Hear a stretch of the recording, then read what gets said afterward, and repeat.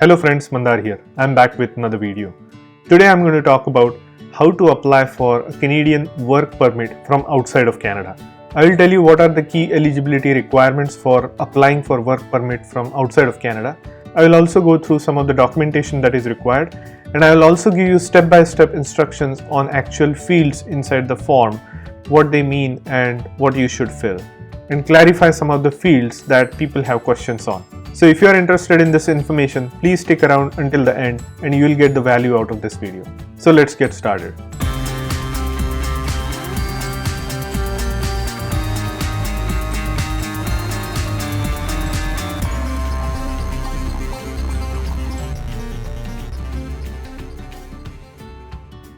If you are here for the first time, welcome. My name is Mandar and I make immigration related videos for US and Canada. I will also like to mention that I am not an immigration lawyer, so anything that I say in this video or on this channel is for information purpose only. For your specific immigration and visa needs, you should hire a competent immigration attorney. And if you find my video interesting, please hit the like button and consider subscribing to my channel. Let's get started. So you can find this guide for application of a work permit from outside of Canada, and I will leave a link in the description. It is really thorough and step by step, and all I am doing here is consolidating that information for you so that you don't have to go through the entire document. However, I still suggest after watching this video, you still go through that link and read each section carefully. So now let's look at what is a work permit. So if you want to work in Canada, you will need a work permit. Except if you are a Canadian citizen or Canadian permanent resident. In that case, you don't need a work permit. Now, what is constituted as a work? So if you are entering Canada on a visitor visa and at the entry, when the visa officer asks you, are you going to work? You need to think about this definition of work. So what is work? So work is any activity that you get paid for as a service or through a commission. Sometimes an unpaid activity can also be constituted as a work if it competes directly with a work that Canadian citizen or a permanent resident is doing. So even if it's something that you are doing voluntary or free, but it could have received a payment or a commission, then that could be constituted as a work. What is a work permit? Work permit is something that is given by a visa officer to anybody from outside of Canada who is not a citizen or a permanent resident to be able to work in Canada. Now the employer has to be a Canadian employer, but even if your employer is situated outside of Canada, but you are working for that employer in Canada, you'll still need a work permit. A work permit is usually restricted to a specific job, employer, and it has a time frame. And a work permit is issued on the basis of a LMIA, which is Labor Market Impact Assessment, done by your employer, or an offer of employment from an LMIA exempt employer. Now there are certain rules that your employer who is offering you a job also have to follow. The offer of employment has to be genuine. It cannot be just made up. The employer has to show that they can pay the wages, the salary, and proper work conditions for the job. If they do not offer all of these, then they may be barred from offering an employment. Now, any job offer that is offered to a non-citizen or a non-permanent resident holder, it needs to have a valid LMIA, which is to be filed by your employer. This document essentially means that they are not able to find any qualified candidate within Canada for that particular job with that skills. So they are having to go outside of Canada and offer it to a non-citizen. That's what LMIA means. And anybody receiving a job offer from an employer should also receive a copy of the LMIA. Now there are certain LMIA exempt job offers that an employer can also provide. And there are certain conditions under which an employer does not have to provide an LMIA. One of such conditions is if you are already working for an employer for more than a year, then that employer does not need to go through LMIA for you to apply for a work authorization. So some of the LMIA exempt job offers fall under international agreements, inter-provincial agreements, or federal or agreements with the federal government, or some of them are in Canadian national interest.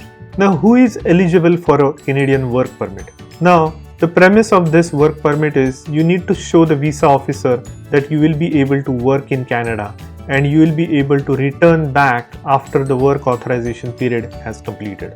So it should be of a temporary nature.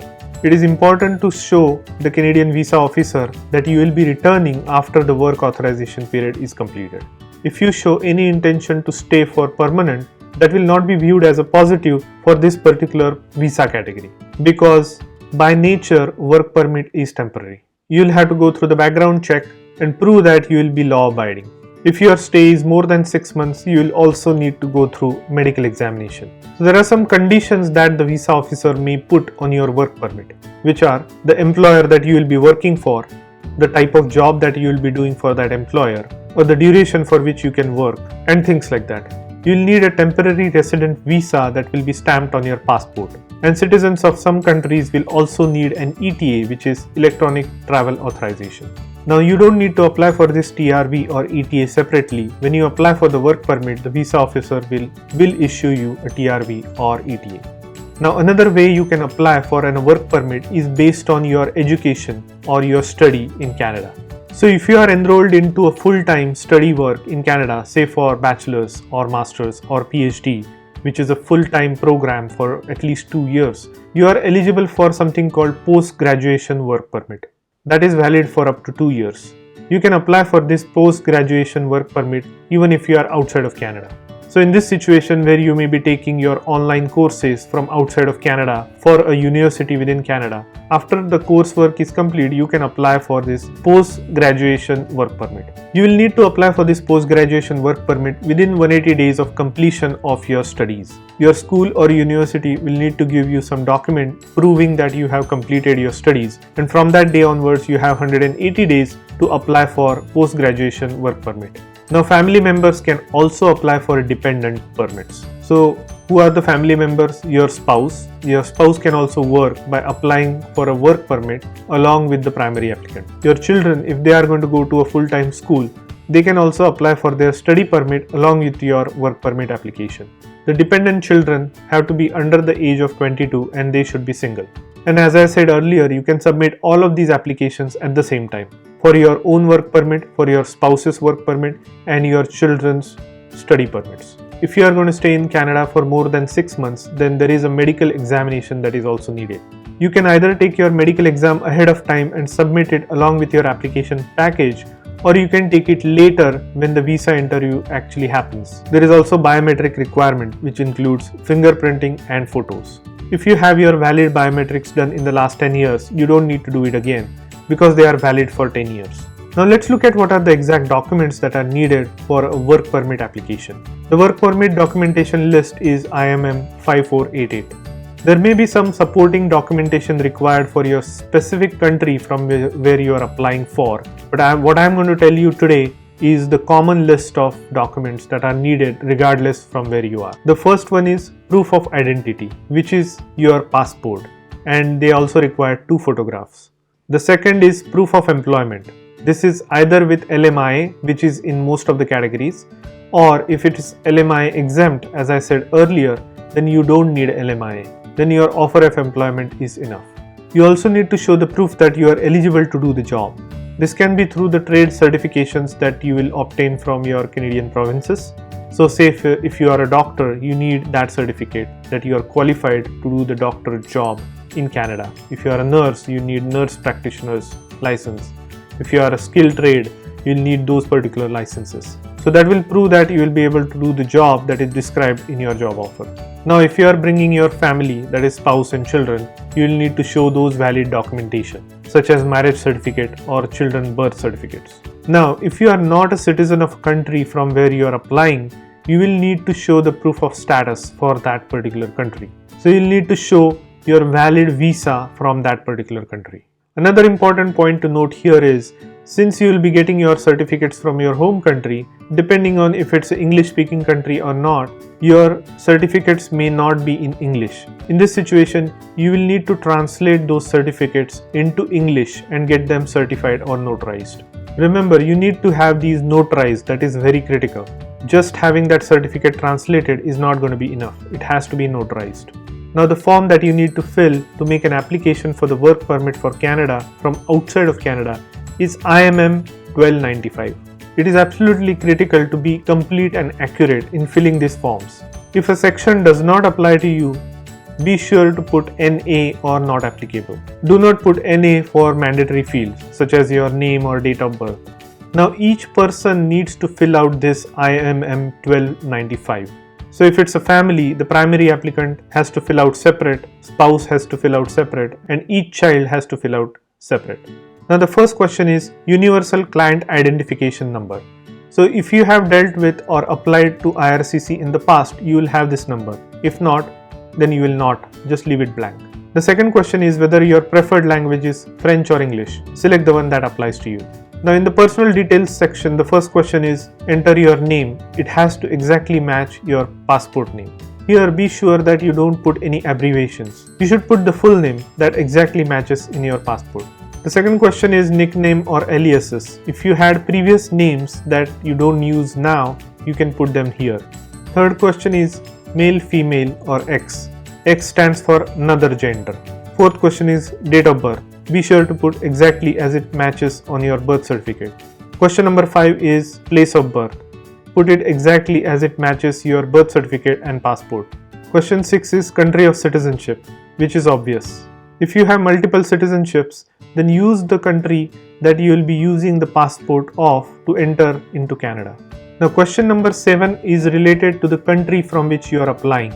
So if you are applying from a third country, then you will need to specify if you are on a visa and all the visa details. Question number 8 is if you have lived outside of the country of your citizenship for more than 5 years. If you have gone to other countries for study or work or anything else, you need to specify that. Now question number 9 also is related to 7, but now you have to specify the exact country and territory within that country from where you are applying for this visa. You'll also need to provide the immigration status for that particular region or country. Question number 10 is marital status, and there are several options in this. Choose the right one. Question number 11 is have you ever been married before? And if you check yes, you need to give all those details of previous marriage.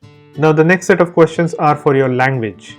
So specify the language that is your primary language, secondary language, and so on. The next question is related to your passport.